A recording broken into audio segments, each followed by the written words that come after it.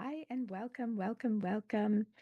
I want to begin today by naming something real. Something happened today that kind of pulled my attention, used up some emotional bandwidth for me. And the truth is, this happens for us all the time. We might have unexpected news, a loss, a surprise expense, or something that we were counting on that ended up going sideways. And this is the whole point of the work that I do. It's all about being able to be grounded, calm, being able to do what you need to do, regardless of what's going on out there in the external world.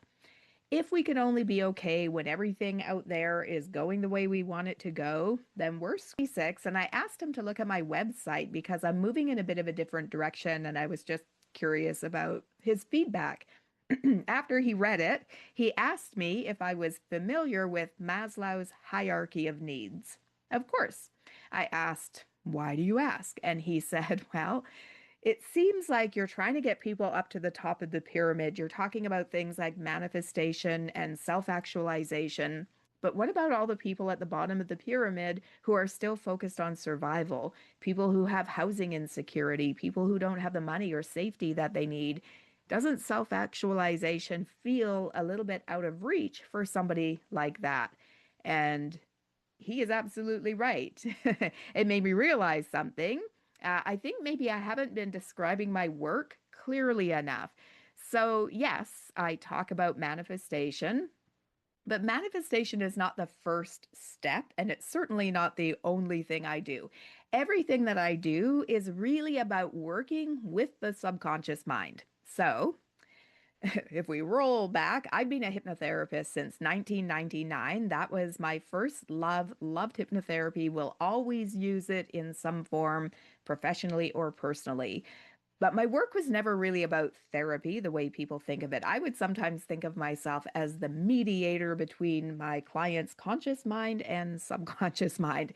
So I would often be taking what my client understood in their conscious mind and telling it to the subconscious in language it can understand. And then I'd be finding out from the subconscious why it's doing what it's doing and help the client to understand that. Maybe this is a coping mechanism. Maybe this is the subconscious thinks it's helping you in some way. So I saw myself as a mediator between my client and their subconscious. So I would listen to how the subconscious was communicating. I would find ways to communicate to it in language it understood. It was really about communication and influence, influencing the subconscious to do something different, right? So, at its core, my work has been about subconscious influence and communication. And that's led me down a lot of really interesting rabbit holes. I love to explore other ways you can communicate with the subconscious or get answers back from the subconscious. So, at different times, I did tarot reading and dowsing and pendulum work. These are all ways of getting information from the subconscious or other ways to communicate to the subconscious. Aside from using formal trance, are there other ways we can influence the subconscious? Yes, there are. There are many, many ways. So I started exploring other means of subconscious communication, other ways it can be influenced. Environment, ritual, symbolism, sound, repetition, frequency, vibration. And so my work is not about lying in a chair with your eyes closed receiving hypnosis anymore. It's about how your subconscious is responding all day long to the various things that are influencing it. So I've come to see the work I'm doing now as having a bit of a sequence, and the order of how you do things matters. So, in my opinion, the first thing that has to happen, and Maslow would agree, so with my son, is a person needs to be steady. You need to not be in survival mode. If somebody is focused on survival, if they're worried about money, housing, safety, they're already manifesting, right? Manifestation is not a technique. We are constantly broadcasting a signal to the quantum field and we attract back things of a similar nature. If somebody is broadcasting that stress and urgency and lack and fear, the world tends to hand them back more of the same. This isn't about blaming you. There are real problems in the world. It's not about saying, put on a smiley face and don't let those things bother you. It's about recognizing that what we focus on affects us, and we're going to go into that in a moment. And when we are affected by what's going on in the world, it depletes our ability to deal with it and interferes with our ability to see another outcome or another solution. So let's just go right there. When somebody is dysregulated, their system is chronically being flooded with adrenaline, right?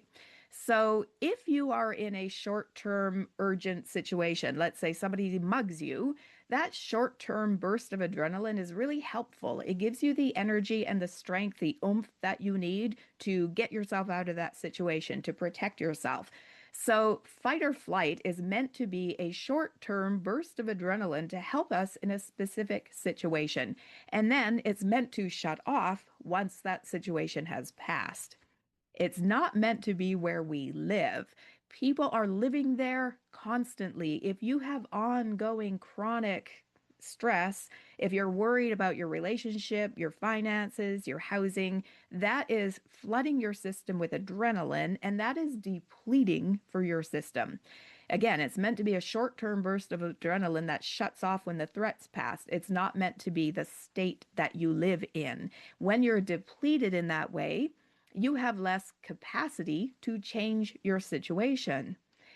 There's also something that happens inside the brain when a person is in a fight or flight response.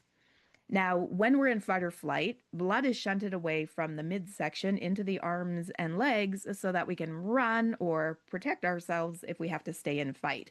A similar thing happens inside your brain. Blood is shunted away from the part of your brain that does clear, critical thinking into your primitive hind brain, your animal brain, the reactive brain. You are literally less intelligent when you are in a fight or flight state. Okay, so blood is shunted away from the parts of your brain responsible for reasoning and problem solving and towards the more reactive, survival based parts of your brain. So, again, probably you would agree with me that most of the challenges we have in our lives, and I will get on to the ones that are not solvable for those of you who are like, well, I can't do anything about this. Most of the problems we have in our life that we have some ability to influence, we can influence better if we're thinking clearly, if we have our mental faculties available to us, right? Obviously, that's a better state to find a solution from, assuming there is a solution. Now, there is also a part of our brain that is at play here that's important to discuss as well. Your reticular activating system. So, this is a part of your brain that is responsible for filtering your reality. There is a lot of information out there. We can't pay attention to all of it. So, your reticular activating system decides what to pay attention to. It focuses on whatever you think about a lot, whatever is in your consciousness. It's kind of like a game of I Spy. There's a lot of colors in this room. If I tell you to look for the color red, you're going to see red everywhere. It's going to pop out at you, and you're going to filter out all of the other colors. They're not relevant when you're looking for red. So, the job of your subconscious is to keep you safe, first off. So, it's looking for dangerous things. It's not looking for all of the stuff that's going well. We have to train ourselves to do that. But that's another story. Excuse me. So, your reticular activating system is scanning your environment, filtering out whatever is not in your consciousness, and focusing on what is. So, when you're dysregulated, your brain is scanning for danger and it's filtering out opportunity, possibility, solutions, right? It's playing that game of I Spy. When you're looking for red, you're not finding blue, you're finding red. So, here's the vicious cycle that happens. If you believe in lack, you're going to filter out possibility, you're going to filter out abundance, and you're going to look for and find examples of lack, which further proves to you that all that exists out there is lack. So it goes around and around and around. You go looking for it, you find it, you find it, you tell yourself that's all there is, and then you go looking for it again. We need to condition ourselves to play a different game of I Spy. There's going to be people who say, but my situation is not something that can be changed. Maybe it's not a mindset issue. Maybe it's something real and ongoing. And yes, there are a lot of real things going on in the world that we have little to no direct control over. There is climate change. There are wars. There's civil unrest. There is economic instability. There are systems that feel broken, that are crumbling around us. So it's a fair question. There are situations that we can't fix. And this is where working with your subconscious becomes even more important, not less. If a situation truly can't be changed, then the only thing you can change is how you respond to it. And I did say respond because a lot of people are reacting. They don't have control over it, they're just reacting. You can choose how you wish to respond. So, you do not have to be driven by your nervous system. You can regulate yourself. Your subconscious is the part of your mind that is responsible for 90 to 95% of all your behavior and all of your emotions. So, again, if a situation can't be changed, you can change your response to it. You can change the impact that it has on you. When you're dysregulated, things going on out there don't just exist out there. They live inside your body. They take up energy. They narrow your thinking. They make you less intelligent. They keep your system depleted in a constant state of threat. That doesn't help you and it doesn't help the world. If you really are somebody who wants to change the world, somebody who wants to do something meaningful with your energy, you need energy to do that, right? You need clarity. You need the ability to think, to discern, to choose where your attention actually belongs. If you're in a situation that truly can't be changed, your steadiness still serves you. It allows you to live your life without constantly being hijacked by fear or outrage or anxiety, whatever it happens to be. It allows you to stay present with people you love. It allows you to respond instead of react. And again, it's not about pretending that nothing bad is happening. It's not about putting your head in the sand. It's about refusing to let what is happening outside of you consume everything that is happening inside of you. You don't owe the world your constant suffering to prove that you care, okay? You owe yourself the capacity to live, think, respond without destroying your nervous system in the process, right? You deserve to live your life without all the stuff being worn by your nervous system.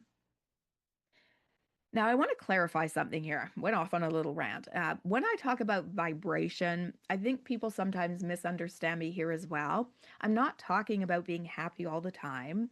I'm not talking about forcing positivity, walking around pretending everything is fine. I'm not talking about good vibes only. When I talk about vibration, what I'm referring to is available energy. Okay. Think of it this way. Imagine that every day you woke up with a certain amount of energy points, right? Let's say, for simplicity's sake, that you have 100 energy points that you can spend every day. These are the points that you have available for your life, for your work, for your relationships, for your thinking, for your creativity, for your problem solving, for your hobbies, for your interests, for how you respond to things. Now, here's the thing that people don't think about. If you have programs running in the background, they are using up those energy points, whether you're aware of it or not. Right? I work with a lot of clients on Zoom, and if we ever have a bit of a lag, the first thing I'll ask is, do you have anything running in the background that might be using up bandwidth, right? When something is using up bandwidth, it slows down the whole system.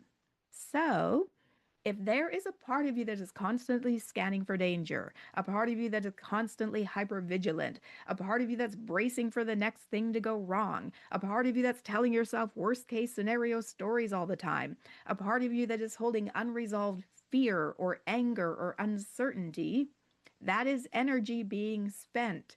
Those are programs running in the background, depleting your energy.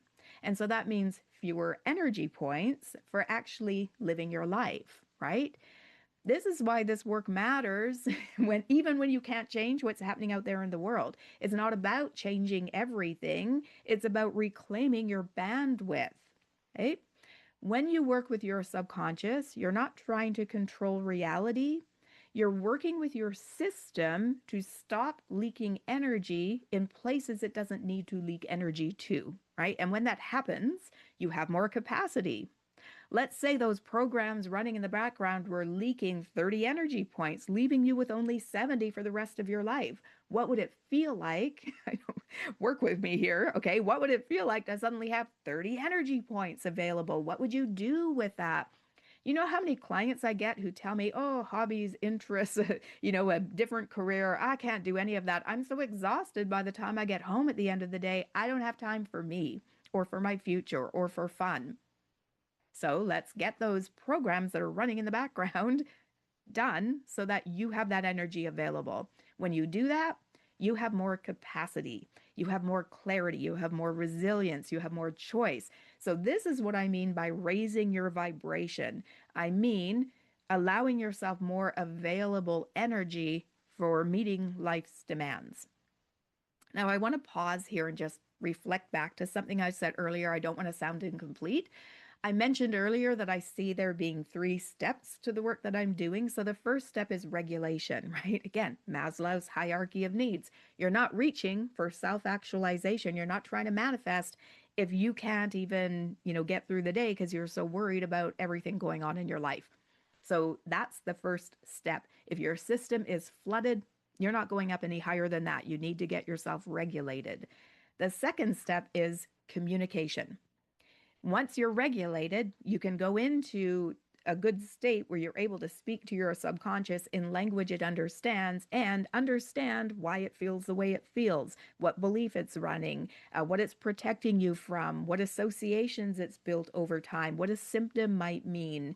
Uh, for example, if the subconscious believes that you're not worthy because somebody told you that when you were little and it got stuck in your psyche, then you're not going to go after the things that you want. Your subconscious will hold you back because of that untrue, by the way, belief. So, by understanding the programs that are running on a subconscious level, with that information, we can do something about it. That's what the communication step is about. Learning to understand what your subconscious is telling you and how to speak back to it so you can influence it. Communication and influence. That's step two. And the third step is creation. This is where manifestation comes in. Once you're regulated, you're calm, you can deal with whatever's going on in your world. You're not being thrown off by external circumstances. Maybe your external circumstances haven't changed, but you're no longer affected by them.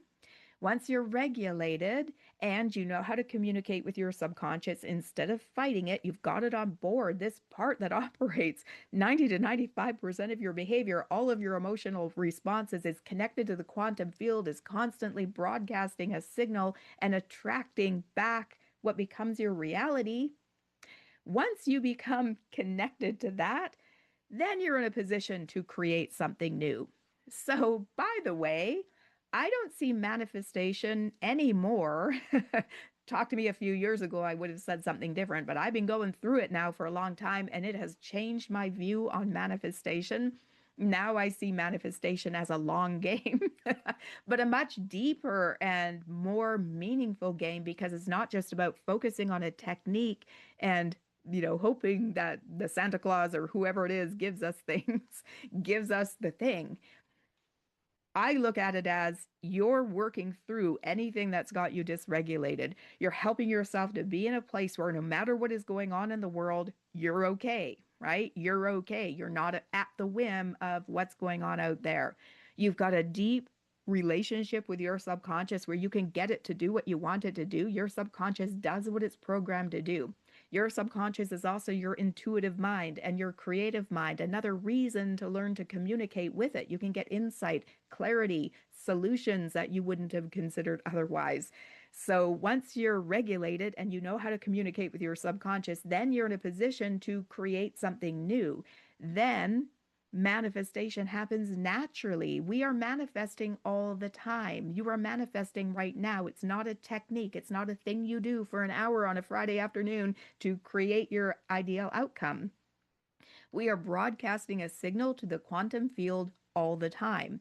And when you've got your subconscious working for you instead of against you, and you're in a state that is in alignment with what you wish to attract, manifestation is a natural outcome. Manifestation is what happens when you are no longer blocking it with dysregulated emotions, dysregulated thoughts, or a dysregulated broadcast signal.